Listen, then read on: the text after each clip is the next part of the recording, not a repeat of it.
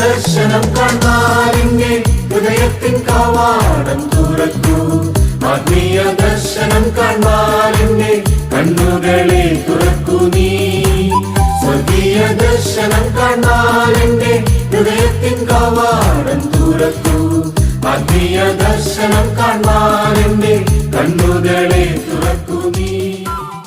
വേഗം വരുന്ന നമ്മുടെ കർത്താവായ യേശുക്രിസ്തുവിൻ്റെ ധന്യനാമത്തിൽ എല്ലാവർക്കും സ്നേഹവന്ദനം. നാം സഹോദര്യ ബന്ധം കാത്തു സൂക്ഷിക്കുന്നവരാണോ? സഹോദര്യ ബന്ധം കാത്തു സൂക്ഷിക്കാതെ ശത്രുതാ മനോഭാവത്തോടെ പെരുമാറുന്നവരോടുള്ള ദൈവത്തിൻ്റെ ഇടപെടൽ എപ്രകാരമായിരിക്കും എന്ന ചോദ്യത്തിനുള്ള ഉത്തരമാണ് ഓബദ്യാവിൻ്റെ പ്രവചനം. തൻ്റെ ജനത്തെ ഉപദ്രവിക്കുകയും സ്വന്തം ശക്തിയിലും ധനത്തിലും ആശ്രയിക്കുകയും ചെയ്യുന്നവരെ ദൈവം ശിക്ഷിച്ച് നീതി പുനഃസ്ഥാപിക്കും. വിശ്വാസനിമിത്തം പീഡനത്തിൽ കൂടി കടന്നു പോകുന്ന വിശ്വാസ സമൂഹത്തിന് നൽകുന്ന ദൂത് കൂടിയാണ് ഇത്. ഈ പ്രവചനത്തിലെ ദൂത് ഏശാവിൻ്റെ സന്തതി പരമ്പരകളായ ഏദോമ്യർക്കും യാക്കോബിൻ്റെ സന്തതി പരമ്പരകളായ ഇസ്രായേല്യർക്കും ആണ് നൽകിയിരിക്കുന്നത്. വാഗ്ദത്ത സന്തതിയായ ഇസ്ഹാക്കിന് റിബേക്കായിൽ ജനിച്ച ഇരട്ടപുത്രന്മാരാണ് ഏശാവും യാക്കോബും. ഏശാവിൻ്റെ മറുപേരാണ് ഏദോം, ഉൽപ്പത്തി 35:1. യാക്കോബിൻ്റെ മറുപേരാണ് ഇസ്രായേൽ, ഉൽപ്പത്തി 32:28. തൻ്റെ സഹോദരൻ ഏശാവിൻ്റെ അവകാശപ്പെട്ട അനുഗ്രഹങ്ങളെല്ലാം ചതിവിൽ യാക്കോബ് കൈവശപ്പെടുത്തി. തന്മൂലം സഹോദരങ്ങൾ തമ്മിൽ ബദ്ധവൈരികളായി തീർന്നു. സമ്പത്താണല്ലോ സഹോദരങ്ങളെ വൈരികളാക്കുന്നത്. തുടർന്ന് യാക്കോബ് 20 വർഷം ഹാരാനിൽ പാർക്കുകയും ഏശാവ് സെയിർ തീരദേശത്ത് സ്ഥിരവാസം ഉറപ്പിക്കുകയും ചെയ്തു. സെയിർ ദേശം പിന്നീട് ഏശാവിൻ്റെ മറുപേരായ ഏദോം എന്ന് അറിയപ്പെട്ടു. ഏദോമ്യർ ഏശാവിൻ്റെ സന്തതി പരമ്പരകളും ഇസ്രായേലിയർ യാക്കോബിൻ്റെ സന്തതി പരമ്പരകളും ആണ്. സഹോദര മക്കളായ ഇവർ പരസ്പരം ശത്രുതാ മനോഭാവത്തോടു കൂടിയാണ് വളർന്നു വന്നത്.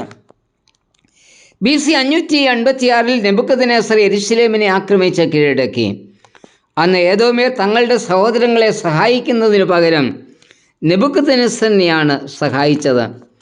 സങ്കീർത്തനം 137:7 ഈ സംഭവത്തിൻ്റെ ഓർമ്മയിൽ പറയുന്നത്, ഇടിച്ചു കളവീൻ, അടിസ്ഥാനം വരെ അതിനെ ഇടിച്ചു കളവീൻ എന്ന് പറഞ്ഞ ഏദോമ്യർ എന്നാണ്. ഏദോം പർവ്വതനിരകളിൽ സ്ഥാപിതമായ പട്ടണമായിരുന്നു. പാറപ്പിളർപ്പുകളിലൂടെ മാത്രമേ ശത്രുക്കൾക്ക് അവിടെ പ്രവേശിക്കുവാൻ കഴിയുമായിരുന്നുള്ളൂ. തങ്ങളെ ആർക്കും തോൽപ്പിക്കുവാൻ കഴിയില്ല എന്ന വിശ്വാസം ഏദോമ്യരെ അഹങ്കാരികളാക്കി. എന്നാൽ ദൈവിക ശിക്ഷാവിധിയിൽ നിന്ന് അവർക്ക് രക്ഷപ്പെടുവാൻ കഴിഞ്ഞില്ല. AD 70 റോമൻ ചക്രവർത്തിയായിരുന്ന ടൈറ്റസിൻ്റെ ആക്രമണത്തിൽ ഏദോം നിശേഷം നശിപ്പിക്കപ്പെട്ടു. അന്ന് യാക്കോബ് ഗ്രഹം തീയും യോസഫ് ഗ്രഹം ജ്വാലയും ഏശാവ് ഗ്രഹം താളടിയുമായിരിക്കും എന്ന് ഓബദ്യാവ് 18-ാം വാക്യത്തിലെ പ്രവചനം പൂർത്തീകരിക്കപ്പെട്ടു. ഏശാവ് ഗ്രഹത്തിന് ശേഷിപ്പ് ഉണ്ടാവുകയില്ല എന്നാണ് കർത്താവ് അരുളി ചെയ്തത്. AD 70 യഹോവയുടെ വചനം നിവൃത്തിയായി. ഏദോമ്യരെ രക്ഷിക്കപ്പെടാത്ത ജനത്തോടും ഇസ്രായേല്യരെ രക്ഷിക്കപ്പെട്ട ദൈവജനത്തോടും സദൃശ്യമായി നമുക്ക് പറയാം. രക്ഷിക്കപ്പെടാത്തവരെ ദൈവം ന്യായം വിധിക്കുക തന്നെ ചെയ്യും. ഏദോമ്യർക്കുണ്ടായ ന്യായവിധിക്ക് 4 കാരണങ്ങൾ ഉണ്ടായിരുന്നു. ഒന്ന്, അവരിലുള്ള അഹങ്കാരം. 3-ാം വാക്യം, ആരെന്നെ നിലത്ത് തള്ളിയിടും എന്ന് ഹൃദയത്തിൽ പറഞ്ഞ് അഹങ്കരിച്ചവരായിരുന്നു ഏദോമ്യർ. അവരോട് പറയുന്നത് കഴുകനെ പോലെ ഉയർന്ന് അവർ പറഞ്ഞു, കഴുകനെ പോലെ ഉയർന്നു പറക്കുമെന്നും നക്ഷത്രങ്ങളിടയിൽ കൂടുവെച്ച് താമസിക്കുമെന്നും. അതവരുടെ അഹങ്കാരമായിരുന്നു. ഇന്നത്തെ മനുഷ്യൻ ഈ വിധത്തിൽ ചിന്തിക്കുകയും തങ്ങളാൽ അത് സാധിക്കുമെന്ന് അഹങ്കരിക്കുകയും ചെയ്യുന്നുണ്ടല്ലോ. അവർക്കുള്ള മറുപടിയാണ് 4-ാം വാക്യം, നക്ഷത്രങ്ങളുടെ ഇടയിൽ പാർത്താലും അവിടെ നിന്നും ഇറക്കുന്ന ദൈവമാണ് നമ്മുടെ ദൈവം. 2, അക്രമാസക്തമായ അവരുടെ പെരുമാറ്റം. 10-ാം വാക്യം, സഹോദരനായ യാക്കോബിനോട് അവർ സാഹസം പ്രവർത്തിച്ചു. ചിലപ്പോഴെങ്കിലും സഹോദരന്മാരുടെ നാമം അക്രമാസക്തരായി സാഹസം പ്രവർത്തിച്ചിട്ടില്ലേ? തന്നിമിത്തം ലജ്ജ നമ്മെ മൂടുകയും ഛേദിക്കപ്പെടുകയും ചെയ്യും എന്ന ഇവിടെ പറയുന്നത്. 3, സഹോദരൻ്റെ അനർത്ഥത്തിൽ അവർ സന്തോഷിച്ചു. 12-ാം വാക്യത്തിൽ പറയുന്നത് സഹോദരൻ്റെ അനർത്ഥത്തിൽ സന്തോഷിക്കുകയും അപകടത്തിൽ രസിക്കുകയും കഷ്ടതയിൽ വമ്പ് പറയുകയും ചെയ്തുവെന്ന. ഏദോമ്യരെ പോലെ നാമും നമ്മുടെ സഹോദരങ്ങളുടെ കഷ്ടതയിൽ സന്തോഷിക്കുകയും രസിക്കുകയും ചെയ്തിട്ടില്ലേ? 4, സഹോദരൻ്റെ ശത്രുവുമായി സഖ്യത ചെയ്തവർ. വാക്യം 13-14. സഹോദരനെ സഹായിക്കേണ്ടുന്ന ഏദോമ്യർ സഹായിച്ചില്ല എന്ന് മാത്രമല്ല, ശത്രുവിനോട് സഖ്യത ചെയ്ത് സഹോദരൻ്റെ സമ്പത്ത് അവർ കൈവശപ്പെടുത്തി. സഹോദരനുള്ളത് കൈവശപ്പെടുത്തുവാനുള്ള ശ്രമം നമ്മിലുമുണ്ടായിട്ടില്ലേ? നാം ചെയ്തിരിക്കുന്നത് പോലെ തന്നെ നമ്മോടും ചെയ്യും. നമ്മുടെ പ്രവൃത്തി നമ്മുടെ തലയിൽ തന്നെ മടങ്ങി വരുമെന്ന 15-ാം വാക്യം പറയുന്നത്. രക്ഷിക്കപ്പെട്ട ദൈവമക്കൾ ഈ ലോകക്കാരെ പോലെ ജീവിക്കേണ്ടുന്നവരല്ല, സ്നേഹത്തിൻ്റെയും കരുതലിൻ്റെയും കൂട്ടായ്മയുടെയും അനുഭവത്തിൽ ജീവിക്കേണ്ടുന്നവരാ.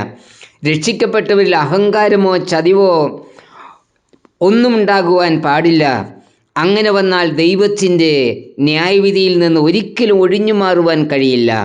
ഈ വിധത്തിൽ പ്രവർത്തിച്ച ഏദോമ്യർ സദാകാലത്തേക്കും ഛേദിക്കപ്പെട്ടത് നമ്മളുടെ മുൻപിൽ ഒരു പാഠമായിരിക്കണം. കർത്താവേ, സഹോദരീയ ബന്ധത്തെ കാത്തു സൂക്ഷിപ്പാനുള്ള കൃപ എനിക്കും തരണമേ. ആമേൻ. സ്വർഗീയ ദർശനം കാണാറിന്റെ ഹൃദയത്തിൻ കവാടം തുറക്കൂ. ആത്മീയ ദർശനം കാണാറിന്റെ കണ്ണുകളെ തുറക്കൂ നീ. സ്വർഗീയ ദർശനം കാണാറിന്റെ ഹൃദയത്തിൻ കവാടം തുറക്കൂ. ആത്മീയ ദർശനം കാണാറിന്റെ കണ്ണുകളെ തുറക്കൂ നീ. സ്വർഗീയ സൈന്യങ്ങൾ ആർത്തുപാടുമ്പോ ഞാനും ആ കൂട്ടത്തിൽ